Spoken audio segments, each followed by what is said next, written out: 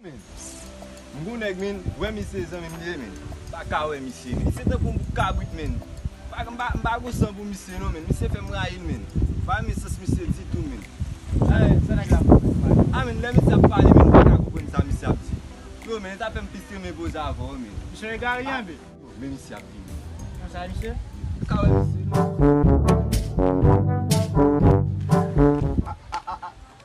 At gen la men. Yo, zami, la pe bon javo. Afk men mbaye kon sa dade baba. La pe bon javo, zami. Anek sa gen la.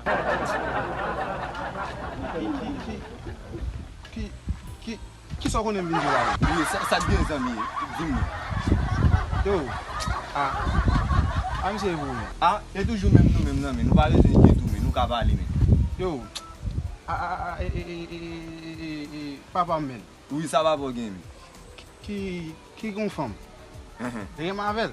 Men fom sa, mbeze kon sa fom sa e mwen men. Bel moun men. Bel men? Ben nou. Ok.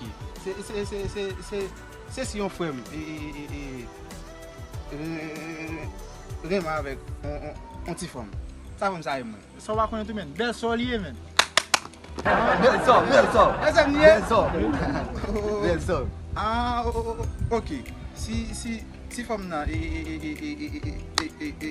bel sem, gason an, se bel frem. Oui. Ok, mwen si bon sa.